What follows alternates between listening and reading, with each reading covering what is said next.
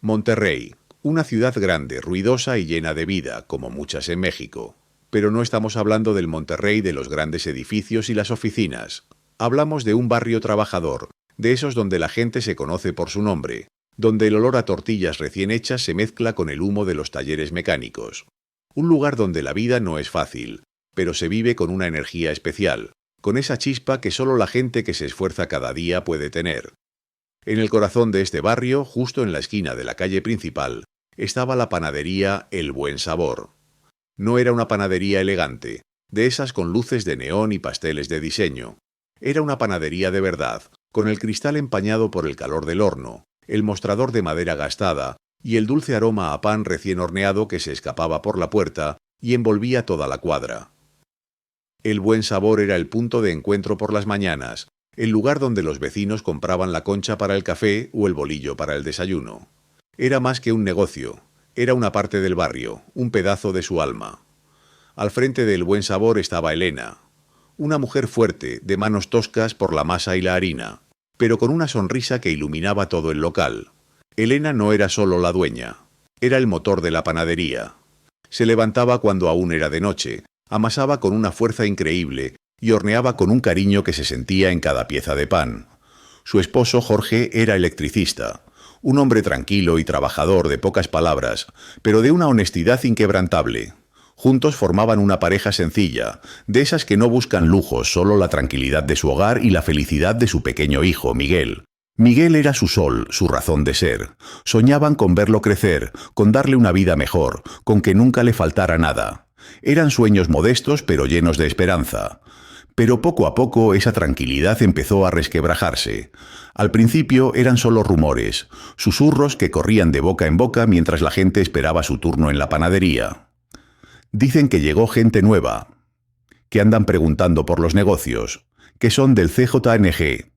El nombre Cártel Jalisco Nueva Generación se decía en voz baja, casi con miedo a que las paredes tuvieran oídos. Nadie quería pronunciarlo en voz alta. Luego los rumores se convirtieron en pequeños incidentes. Un día, una tienda de abarrotes amaneció con la cortina metálica pintada con un grafiti amenazante.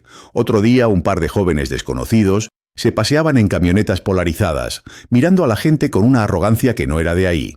La paz del barrio, esa que se sentía en el bullicio de los niños jugando en la calle, y las conversaciones de las vecinas empezó a alterarse. La gente dejó de hablar tan fuerte, las risas eran más contenidas. Un miedo frío, invisible, empezaba a colarse por las rendijas de las puertas. Se sentía en el aire, en las miradas nerviosas, en el silencio que de repente se hacía en las conversaciones. El impacto inicial fue gradual, como una enfermedad que avanza sin que te des cuenta. Primero, las extorsiones afectaron a los negocios más grandes, las ferreterías, las misceláneas que vendían de todo. Los dueños recibían visitas, luego llamadas, luego amenazas veladas. Algunos pagaban, otros cerraban. El Buen Sabor aún no había sido objetivo directo, pero la tensión era palpable. Elena y Jorge hablaban por las noches, en voz baja para no despertar a Miguel. Se preguntaban qué harían si les tocaba a ellos. ¿Cómo protegerían su negocio, su único sustento? Pero sobre todo, ¿cómo protegerían a su hijo? La idea de que algo le pasara a Miguel les helaba la sangre. A pesar de todo, algunos vecinos decidieron resistir. Unos pocos valientes se negaron a ceder, a pagar el llamado derecho de piso. Las consecuencias no se hicieron esperar. Un taller mecánico fue incendiado, un puesto de frutas apareció vandalizado. El mensaje era claro y brutal. Elena y Jorge discutían. Él, con su sentido de la justicia, creía que no debían pagar. Si pagamos una vez, nunca nos van a dejar en paz, decía con firmeza. Esto es nuestro, lo hemos construido con trabajo honrado. ¿Por qué vamos a darle nuestro dinero a unos delincuentes? Elena, más pragmática, pensaba en Miguel. El miedo la carcomía, pero la convicción de Jorge era fuerte. Él confiaba en su honestidad, en que su trabajo era limpio y que eso, de alguna manera, los protegería. La declaración de desafío de Jorge no fue con palabras, sino con un acto. Un día, mientras reparaba la instalación eléctrica de una pequeña fonda, vio como unos hombres armados golpeaban al dueño por no querer pagar la extorsión. Jorge, sin pensarlo dos veces, intervino. No sacó un arma, no gritó. Simplemente se puso en medio con la herramienta en la mano y les dijo que dejaran en paz al señor. Los hombres lo miraron con desprecio, pero algo en la calma de Jorge, en la dignidad de su postura, los hizo dudar. Se fueron, no sin antes lanzarle un par de amenazas. «Esto no se va a quedar así, electricista, te vamos a encontrar». Jorge ignoró esas palabras. Su sentido de la justicia era más fuerte que el miedo. No podía quedarse callado ante una injusticia así. Él creía en el bien, en que las cosas debían ser correctas. Esas primeras amenazas directas, esas miradas de odio, no lo hicieron retroceder. Elena lo regañó, preocupada, pero en el fondo admiraba su valor. No sabían entonces que esa valentía les costaría todo. La sombra del cártel se hacía cada vez más larga, y la vida sencilla que conocían estaba a punto de desaparecer por completo. La inocencia del barrio se perdía, y Elena sentía que un nudo se apretaba en su estómago cada vez que Jorge salía por la puerta. Esa mañana, como muchas otras, comenzó con el aroma dulce del pan recién horneado. Elena se levantó antes del amanecer, como siempre, para preparar la masa que alimentaría al barrio. Jorge ya estaba despierto, terminando su café humeante en la pequeña cocina. Miguel, su hijo, dormía plácidamente en su cama, ajeno al mundo de los adultos. Jorge besó la frente de Elena, un beso rápido, lleno de cariño y costumbre. «Nos vemos en la tarde, mi amor. Cuídate mucho», le dijo, con esa voz grave que a ella tanto le gustaba. Elena le respondió con una sonrisa cansada pero sincera. «Tú también, Jorge, no te metas en problemas». Él se rió, un sonido que pronto se convertiría en un eco doloroso en su memoria. Se puso su chamarra de trabajo, tomó su caja de herramientas y salió por la puerta, silbando una canción vieja. Era una despedida cotidiana, una escena que se repetía cada día, pero que sin saberlo sería la última. Las horas pasaron lentamente para Elena. El trajín de la panadería la mantuvo ocupada, pero al fondo de su mente, una pequeña punzada de inquietud se negaba a desaparecer. Jorge solía llamar o mandar un mensaje si se retrasaba. El reloj de la pared marcaba la 1 de la tarde, luego las 2, las 3. Miguel regresó de la escuela y Elena le sirvió la comida, pero apenas probó bocado. La inquietud se transformó en una preocupación creciente, un nudo apretado en el estómago. Intentó llamarlo, pero su teléfono sonaba directamente al buzón. Tal vez se le acabó la batería, se dijo, tratando de calmarse, aunque su corazón latía con fuerza. Las 5, las 6... El sol empezó a caer, pintando el cielo de tonos naranjas y morados. La panadería cerró, los últimos clientes se fueron y Elena se quedó sola con Miguel, mirando la puerta, esperando la silueta familiar de Jorge. La noticia llegó de la forma más brutal e inesperada. Ya era noche cerrada cuando 2 patrullas se detuvieron frente a la panadería. Un par de policías, con rostros serios y miradas compasivas, se acercaron a Elena. Las palabras salieron de sus bocas como cuchillos. «Señora Elena, lamentamos informarle, su esposo, Jorge, ha fallecido». El mundo de Elena se detuvo. Las palabras se mezclaron con un zumbido en sus oídos. No podía ser. No su Jorge, no su compañero, el padre de su hijo. Preguntó cómo, dónde, pero la respuesta fue vaga, llena de eufemismos. «Un ajuste de cuentas, señora». Lo encontraron en un baldío cerca de la colonia vecina. «Un ajuste de cuentas». La frase resonó como una condena. Sabía lo que significaba. Era el CJNG. Era por su valentía, por no callar, por no ceder. El impacto emocional fue devastador. Shock, negación, dolor profundo que le quemaba por dentro. Cayó de rodillas en el suelo de la panadería, agarrándose la cabeza, sintiendo cómo su vida se desmoronaba en un instante. Miguel, asustado, la abrazó, sin entender del todo lo que pasaba, pero sintiendo el terror de su madre. La imagen de Jorge, su sonrisa, la forma en que silbaba al salir, todo se convirtió en un recuerdo lejano, empañado por el horror. El funeral fue un borrón de caras tristes y palabras vacías. La comunidad se volcó en apoyo, pero Elena se sentía sola, más sola que nunca. El velorio en la funeraria, el entierro bajo el sol quemante de Monterrey, las lágrimas de los vecinos, los abrazos que no lograban consolarla. La panadería, que antes era su refugio y el centro de su vida, ahora se sentía como un sepulcro. Cada rincón le recordaba a Jorge, a los sueños que habían compartido, a los planes que ahora nunca se cumplirían. Era viuda, madre soltera, y el peso del mundo se había posado sobre sus hombros. La presencia de Jorge se sentía en cada miga de pan, en cada aroma a levadura, en el silencio de la noche. El paso de los días fue lento y doloroso. La tristeza se aferró a ella como una sombra constante. Pero poco a poco algo empezó a cambiar en su interior. La tristeza, profunda y paralizante, empezó a ceder terreno a otra emoción, la rabia. Una rabia fría, quemante, que crecía con cada recuerdo de Jorge, con cada mirada a su hijo. Se dio cuenta de que el sistema no haría justicia. Los policías habían sido claros. Un ajuste de cuentas, cosas que pasan. No habría investigación, no habría culpables, no habría castigo para los que le habían arrebatado a su esposo.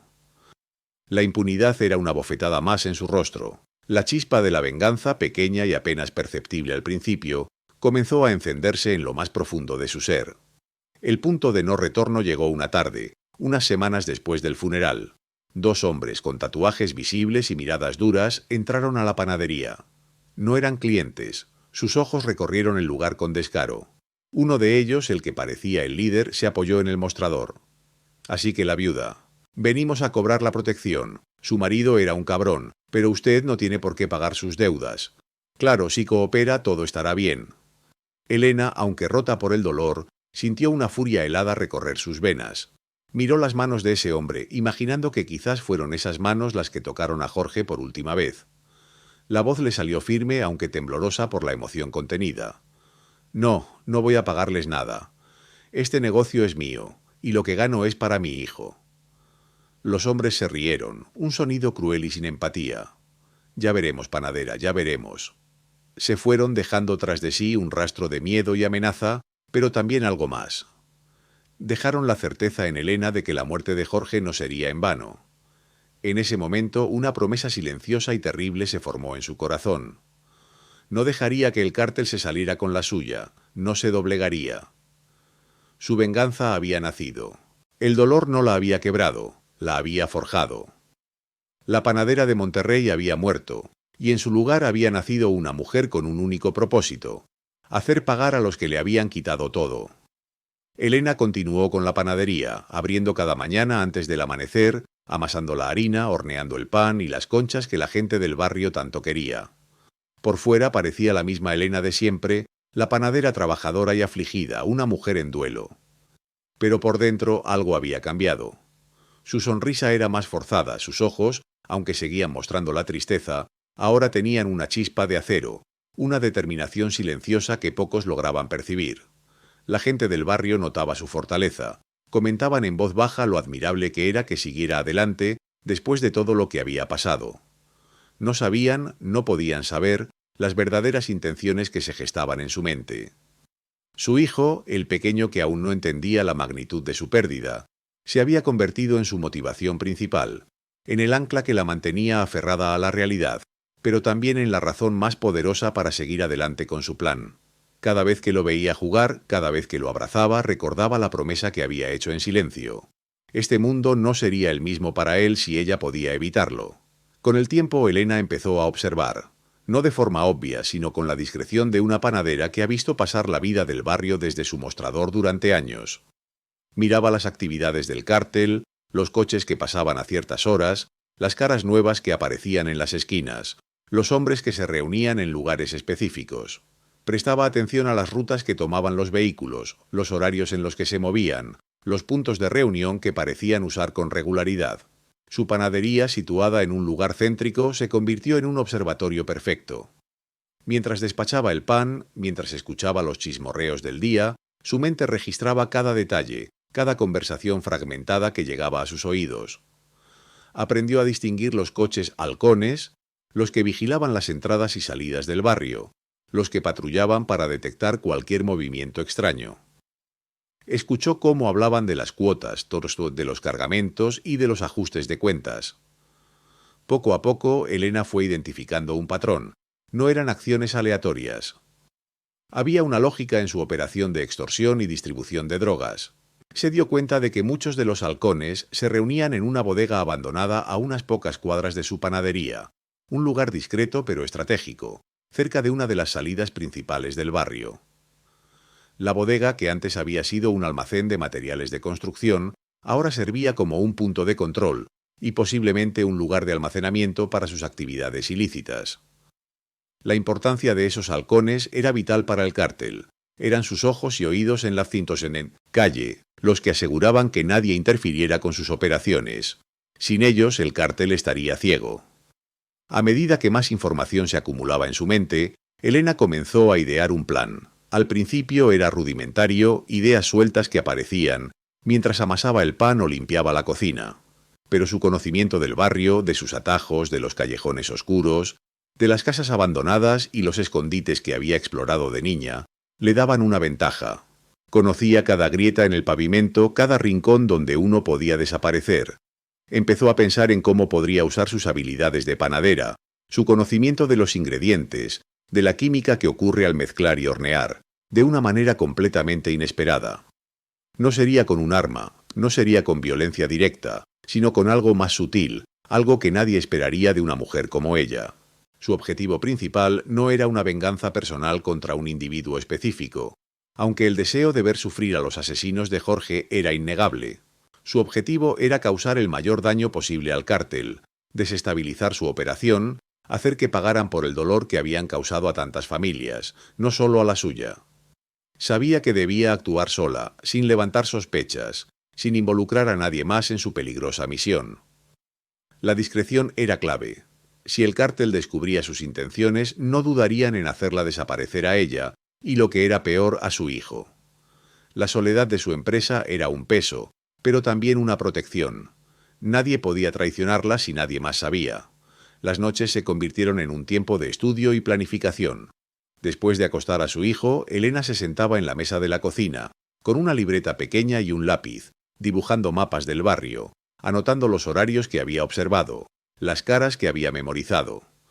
Pensaba en los explosivos caseros que había leído una vez en una revista vieja, en cómo el azúcar, el nitrato de potasio y otros elementos comunes podían combinarse para crear algo más que un simple postre. Su mente, que antes se dedicaba a perfeccionar la receta de la concha de vainilla, ahora calculaba proporciones, reacciones, tiempos de combustión.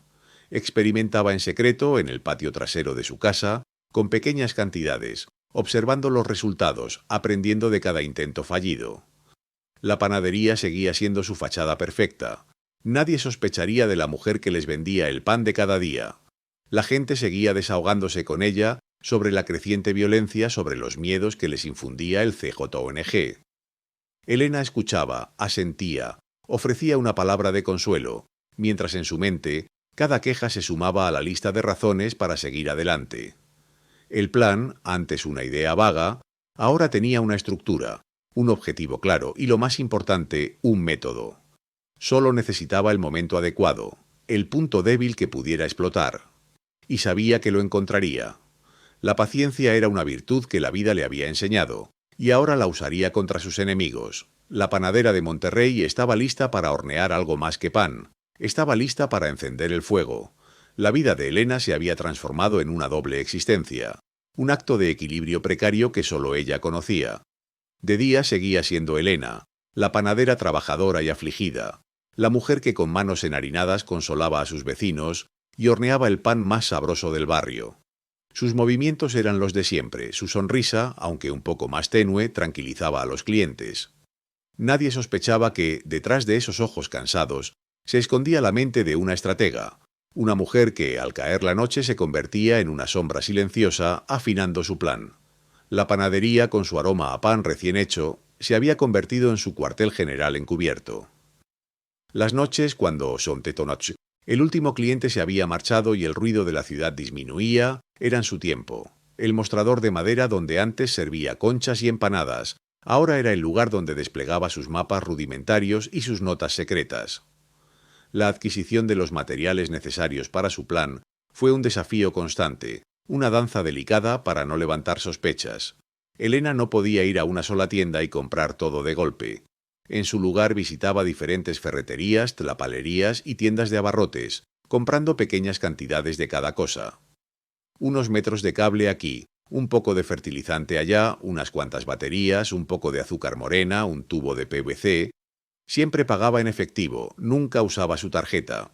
Sus proveedores eran diversos, pequeños comerciantes que la conocían por el pan y que no le daban mayor importancia a sus compras aparentemente inocentes.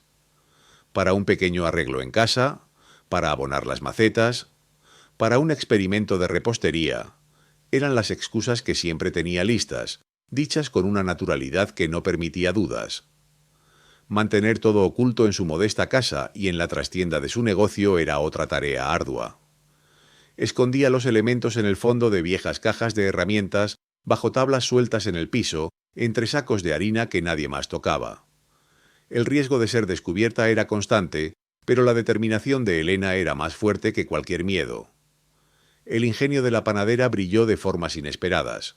Sus conocimientos de química básica, adquiridos de forma autodidacta y a través de los años de experimentación en la panadería, fueron su herramienta más valiosa. Sabía cómo funcionaban las fermentaciones, las reacciones entre ácidos y bases, cómo el calor y la presión podían transformar sustancias. Empezó a experimentar con elementos cotidianos del hogar y de la panadería, buscando combinaciones que pudieran servir a sus propósitos.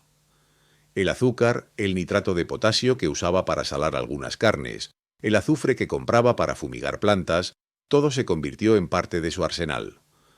En el patio trasero de su casa, bajo el manto de la noche, y lejos de miradas indiscretas, creaba dispositivos simples pero efectivos.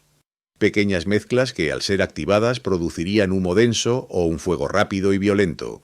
No eran bombas sofisticadas, sino trampas incendiarias, diseñadas para causar daño material y caos, no para matar personas directamente. Su objetivo no era la masacre, sino la interrupción y la desestabilización. Un encuentro fortuito cambió el curso de su preparación. Un viejo cliente, un hombre llamado Ricardo, un exmilitar retirado que ahora trabajaba como mecánico en un taller cercano, empezó a notar algo diferente en Elena. Ricardo era un hombre de pocas palabras, pero sus ojos habían visto mucho. Iba a la panadería casi a diario, no solo por el pan, sino por el café y la quietud que ofrecía. Un día, mientras Elena le servía su concha de vainilla, Ricardo comentó sobre la creciente audacia del cártel, sobre cómo la policía parecía no hacer nada. Elena por primera vez no solo asintió, suspiró profundamente y dijo, casi para sí misma: «Ya no sé qué vamos a hacer, Ricardo. Esto no puede seguir así». Ricardo la miró con una intensidad inusual. «Siempre hay algo que se puede hacer, Elena», dijo, su voz baja y grave. «A veces la gente se cansa de esperar que otros hagan el trabajo». Elena sintió un escalofrío. ¿Había dicho demasiado? ¿O Ricardo entendía más de lo que parecía? La conversación fue indirecta, llena de frases a medio terminar y miradas significativas. Ricardo le contó, de forma casual, sobre su tiempo en el ejército, sobre cómo las técnicas de guerrilla podían ser sorprendentemente efectivas contra enemigos más grandes y organizados. Habló de la importancia de la información, del sabotaje, de golpear donde más duele sin exponerse directamente. Elena evaluó la situación. ¿Podía confiar en este hombre? Su instinto le decía que sí. Ricardo no era un soplón ni un cobarde. Había una frustración compartida en sus ojos, una sed de justicia que ella reconocía.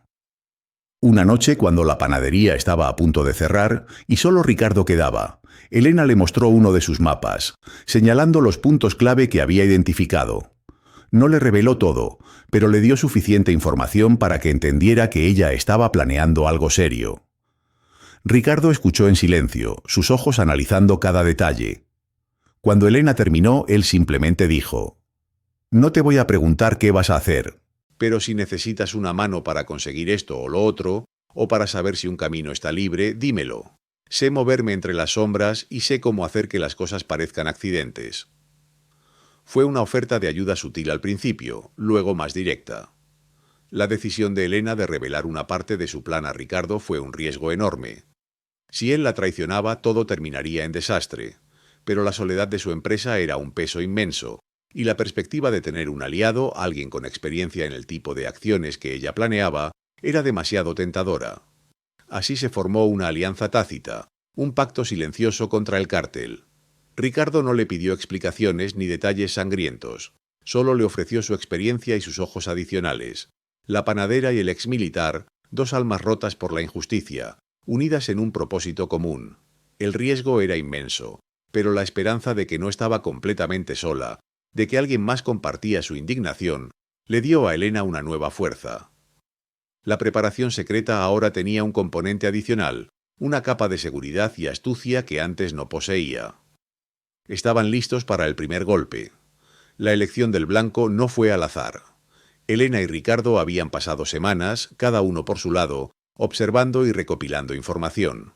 El objetivo específico sería un punto de distribución de droga del CJNG, un almacén discreto en las afueras del barrio, camuflado como una bodega de materiales de construcción. Era un lugar clave, donde se almacenaba la mercancía antes de ser distribuida por las calles, y donde ocasionalmente se reunían los mandos medios para coordinar las operaciones. La elección del momento era crucial. Un martes por la tarde, cuando el almacén estaba lleno de producto fresco y la vigilancia era más relajada, ya que los principales operativos se realizaban por la noche. Ricardo había confirmado que la actividad era menor a esa hora, con solo un par de guardias jóvenes y descuidados. El plan era simple pero audaz. Elena usaría su conocimiento de las calles secundarias y callejones para acercarse sin ser vista. Había preparado varios paquetes sorpresa, usando sus conocimientos de química de panadería y algunos materiales que Ricardo había conseguido con discreción. No serían explosiones grandes, sino incendios controlados, diseñados para destruir la mercancía y causar pánico, sin poner en riesgo vidas inocentes o llamar demasiado la atención de las autoridades por la magnitud del daño estructural. La idea era golpear el bolsillo del cártel y su moral, no iniciar una guerra abierta aún. Una tarde de martes, el cielo plomizo amenazaba lluvia, lo que era perfecto para sus propósitos. Elena, vestida con ropa vieja y un sombrero que ocultaba bien su rostro, empujaba una carretilla de mano como si fuera una recolectora de chatarra. Dentro, bajo unos trapos sucios, estaban sus ingredientes. Ricardo estaba posicionado a unas cuadras de distancia, en la azotea de un edificio abandonado con unos binoculares. Su misión era vigilar los accesos y alertar a Elena de cualquier movimiento inesperado. La tensión era palpable. Elena sentía el corazón latiéndole en el pecho como un tambor de guerra. Cada paso era un acto de valentía, un desafío al miedo que la había paralizado por tanto tiempo. Llegó al callejón trasero del almacén. Había una puerta de metal oxidado, a menudo sin llave, usada para la carga y descarga. Los guardias estaban concentrados en la entrada principal, fumando y bromeando. Elena, con una agilidad sorprendente, abrió la puerta. El olor a humedad y a un dulzón químico le golpeó la nariz. Dentro, pilas de cajas de cartón y bultos cubiertos con lonas. Era el lugar que habían descrito los rumores. Rápidamente colocó sus paquetes entre las cajas, activando los temporizadores caseros que había diseñado. No se detuvo a pensar en las consecuencias, solo actuó, movida por una fría determinación. En menos de 5 minutos, estaba de vuelta en el callejón, cerrando la puerta con cuidado. Mientras se alejaba, el sonido de una explosión sorda, seguido de un humo negro que empezó a salir por las rendijas del almacén, rompió el silencio de la tarde. No fue una explosión violenta, sino un estallido contenido, como el de un horno sobrecargado. Los gritos de los guardias y el sonido de sirenas lejanas comenzaron a llenar el aire. Elena no miró hacia atrás. Solo aceleró el paso, mezclándose entre la gente que empezaba a salir de sus casas para ver qué pasaba. Ricardo le envió un mensaje de texto con una sola palabra: éxito. El incidente causó un caos considerable entre los miembros del CJNG. El almacén y gran parte de su contenido se había quemado. La policía llegó, pero no encontró nada que sugiriera un ataque directo. Parecía un accidente, un cortocircuito o un descuido. Pero el cártel sabía que no era un accidente. Habían perdido una cantidad importante de droga y algunos equipos. La furia de los jefes era inmensa. Empezaron a buscar responsables, sospecharon de cárteles rivales, de una traición interna. No podían concebir que un ataque tan preciso y efectivo viniera de una fuente tan inesperada. La idea de que alguien fuera de sus círculos pudiera golpearlos de esa manera era algo que no entraba en sus esquemas. Subestimaban por completo la astucia y el ingenio que una mujer movida por la venganza podía desplegar. En el barrio la noticia corrió como pólvora. La gente hablaba en voz baja sobre lo del almacén. Algunos susurraban que era justicia divina, otros que algún cártel rival finalmente había decidido actuar. Pero en los ojos de muchos había un brillo de esperanza, una idea de que el CJNG no era invencible.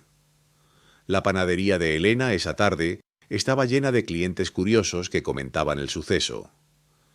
Elena los escuchaba, su rostro impasible, sirviendo pan como siempre. Por dentro sentía una satisfacción amarga. No era la venganza total que anhelaba, pero era un inicio, una chispa. La primera victoria. Desde la distancia observó el humo negro que aún se elevaba sobre el barrio, un recordatorio silencioso de su promesa. El primer golpe había sido dado, y el caos había comenzado a sembrarse. El camino era largo, pero ya no estaba sola. La determinación en sus ojos era más fuerte que nunca. Este era solo el principio. La furia del cártel fue inmediata y brutal. La pérdida del almacén no solo representaba un golpe económico, sino también una humillación. Los líderes locales del CJNG no podían entender cómo algo así había pasado bajo sus narices. La primera reacción fue una intensificación de la violencia en el barrio. Patrullas de camionetas oscuras recorrían las calles, a todas horas hombres armados se paraban en las esquinas, sus miradas amenazantes buscando cualquier indicio de los responsables. Las extorsiones se volvieron más agresivas, los castigos más severos para aquellos que se atrevían a protestar o a no pagar a tiempo. El miedo se apoderó de nuevo del barrio, pero esta vez mezclado con una extraña expectativa. Elena, por su parte, no se detuvo. El éxito del primer golpe la había impulsado. Con la ayuda de Ricardo, su aliado inesperado, empezó a planificar ataques más sofisticados y dirigidos. Ricardo, con su experiencia, le proporcionaba información clave sobre los movimientos del cártel, sus puntos débiles y sus rutinas. Se reunían en secreto, a menudo en la panadería después del cierre, bajo la excusa de revisar inventario o preparar pedidos grandes. Ricardo le enseñó tácticas de vigilancia, cómo moverse sin ser detectada, y cómo mejorar sus dispositivos para que fueran más efectivos y menos rastreables. Los nuevos ataques no buscaban la destrucción total, sino la interrupción constante y el desgaste. Un día, una de las camionetas del CJNG, conocida por transportar dinero de las extorsiones, apareció con las llantas pinchadas en un lugar estratégico, bloqueando una calle principal durante horas y generando un embotellamiento caótico. Otro día, un pequeño puesto de vigilancia del cártel, que operaba en una esquina concurrida, amaneció con un olor insoportable a productos químicos putrefactos, haciendo imposible para los halcones permanecer allí. Elena usaba su conocimiento del barrio y sus habilidades de panadera de formas inesperadas. Por ejemplo, desarrolló un spray con una mezcla de ingredientes que, al contacto con ciertos materiales, generaba un humo denso y maloliente, perfecto para crear confusión y desviar la atención. La gente del barrio empezó a hablar. Al principio eran susurros, luego historias que se contaban en voz baja en las tiendas y mercados. Había un fantasma que atacaba al cártel, un vengador anónimo que parecía estar del lado del pueblo. La leyenda urbana crecía con cada nuevo incidente.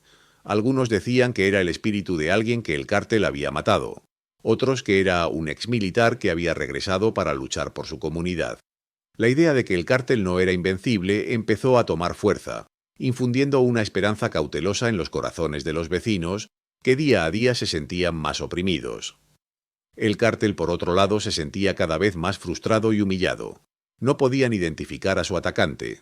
La falta de un patrón claro y la naturaleza no convencional de los golpes los desorientaba.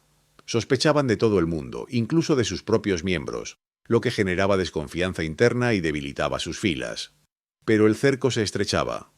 El CJNG intensificó su búsqueda, ofreciendo recompensas por información. La presión era constante. Elena y Ricardo sabían que cada vez era más arriesgado. Tuvieron que cambiar sus tácticas, ser más cautelosos. Las rutas que usaban, los puntos de encuentro, todo debía ser modificado constantemente.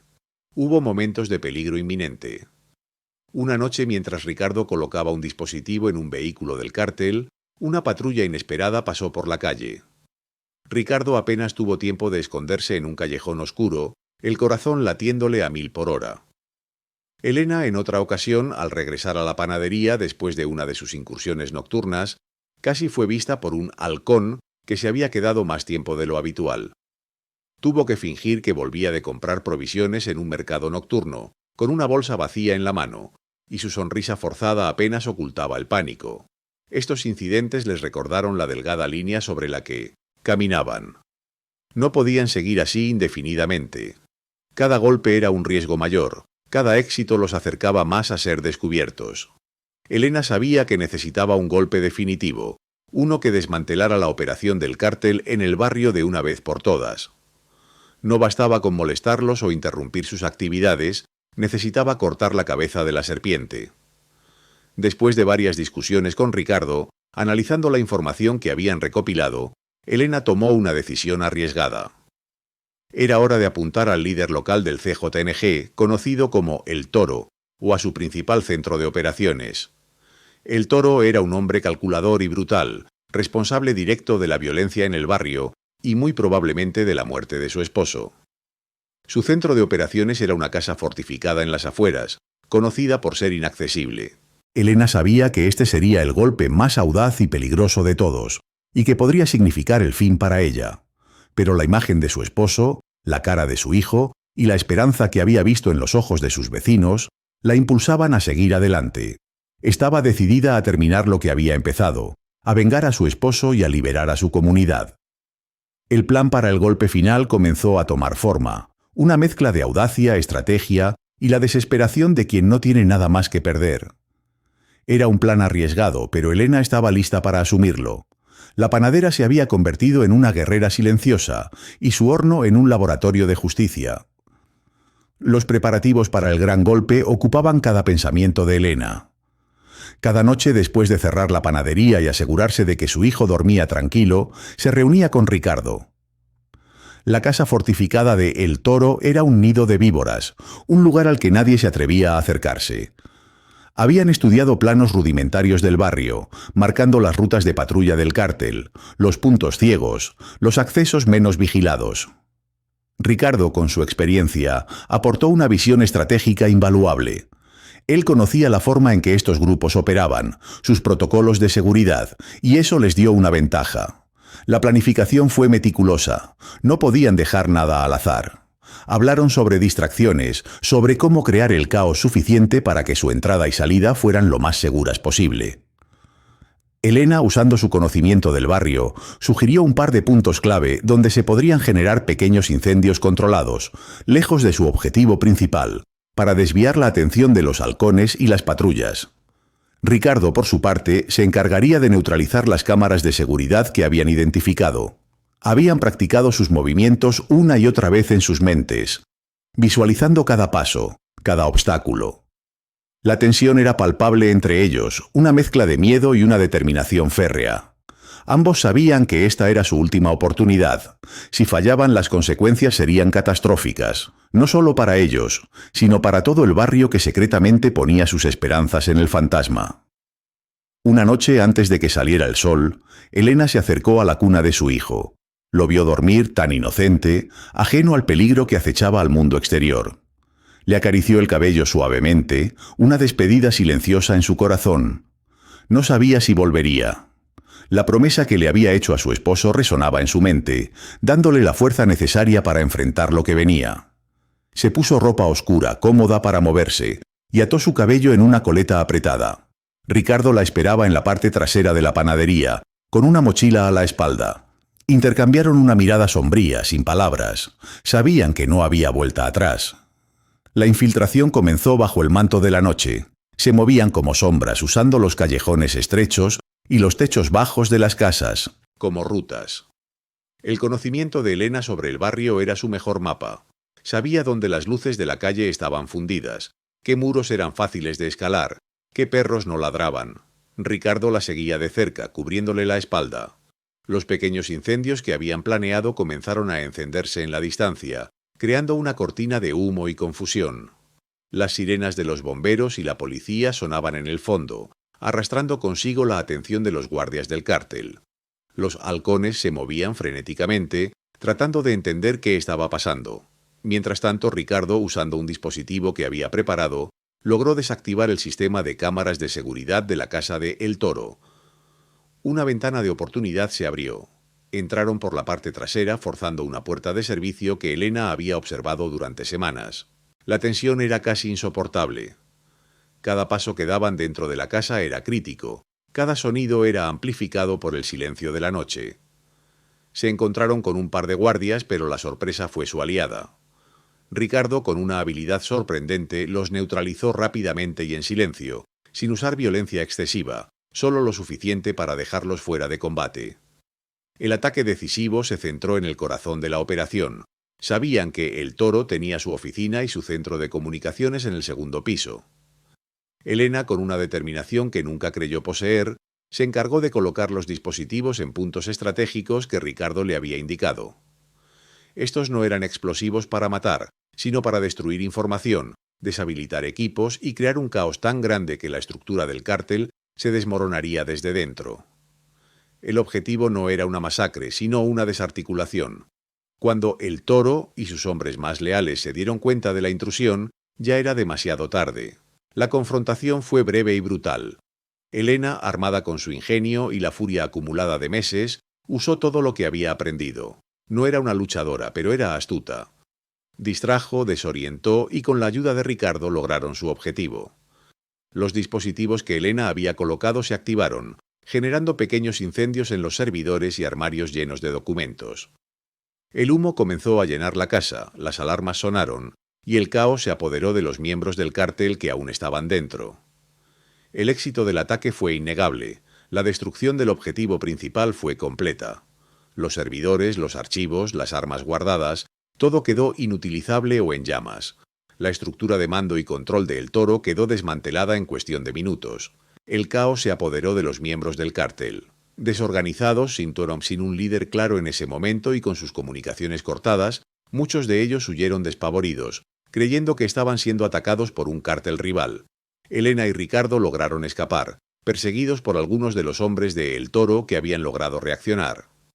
Corrieron por los callejones, saltaron muros, se escondieron en la oscuridad. Las sirenas ya no eran solo las de los bomberos, sino también las de la policía, que ahora se dirigían a la casa de El Toro.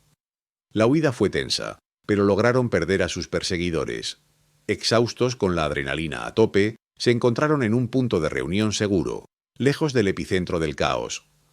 Las consecuencias inmediatas no se hicieron esperar. La noticia se esparció como pólvora por el barrio. El Toro había sido neutralizado, su operación desmantelada.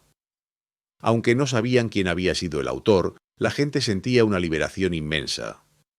La desorganización y la fuga de muchos miembros del cártel fueron evidentes en los días siguientes.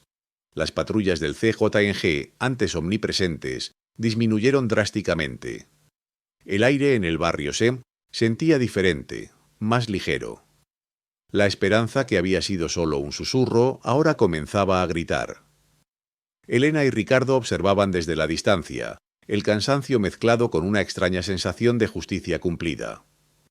Habían logrado lo impensable.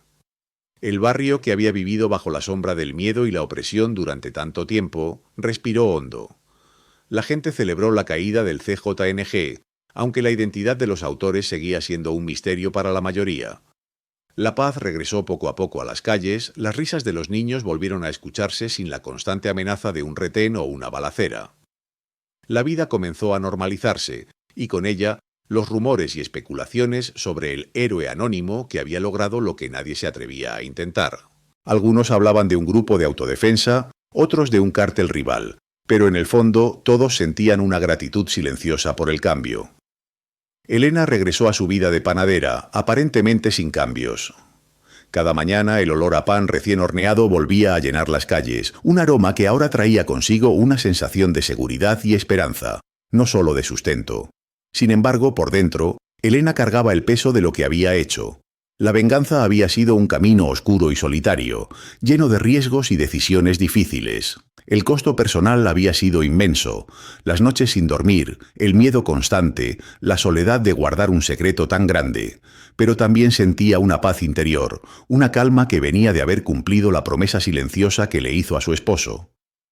Había hecho justicia a su manera, y eso era suficiente. Su hijo era ahora su principal motivación. Verlo jugar en el parque, ir a la escuela sin el temor palpable que antes se cernía sobre el barrio, era la recompensa más grande. La panadería, que antes había sido un lugar de dolor y recuerdos amargos, volvió a ser un símbolo de esperanza, de un futuro que ella estaba construyendo para él. Con cada pan que amasaba, con cada pastel que decoraba, Elena no solo vendía comida, sino que también horneaba la posibilidad de un nuevo comienzo para ambos. Un futuro donde la sombra del pasado no los alcanzaría. Elena nunca reveló su identidad. Su venganza permaneció anónima, un acto silencioso que se convirtió en una leyenda urbana. Se decía que un fantasma protector, un espíritu justiciero, había ahuyentado a los malos. Para algunos era una historia de abuelas, para otros una verdad que preferían no indagar. El mensaje, sin embargo, era claro. Incluso la persona más inesperada, la más común, puede levantarse contra la tiranía y cambiar el rumbo de la historia. Se convirtió en un símbolo de resistencia, una prueba de que la gente de bien, cuando es empujada al límite, puede encontrar una fuerza insospechada. La justicia, a veces, toma caminos oscuros y peligrosos. No siempre es la ley la que prevalece, sino la determinación de aquellos que no tienen nada más que perder. Elena lo había aprendido de la manera más dura. Su historia era un testimonio del poder de la determinación y el amor inquebrantable de una madre. Había sacrificado su propia paz por la de su hijo y su comunidad. El barrio, ahora libre de la opresión del cártel, comenzó a reconstruir sus vidas. Los pequeños negocios florecieron de nuevo, la gente caminaba con la cabeza alta y el miedo dio paso a una cautelosa esperanza. Elena, desde su panadería, observaba el cambio. No buscaba reconocimiento, solo la tranquilidad de saber que había contribuido a ello. El aroma dulce del pan recién hecho se mezclaba con el aire limpio de un barrio que volvía a respirar. Un barrio que, sin saberlo, le debía mucho a una panadera valiente. La vida continuaría con sus desafíos y alegrías, pero con la certeza de que, incluso en la oscuridad más profunda, una chispa de esperanza puede encenderse y cambiarlo todo. La historia de Elena se quedaría en los susurros del viento, en las miradas cómplices de quienes intuyeron la verdad y en el corazón de un hijo que crecería en un mundo un poco más seguro, gracias al amor y la furia contenida de su madre. Y así la panadera de Monterrey se convirtió en la guardiana silenciosa de su gente, un legado de resistencia forjado en el dolor y la esperanza.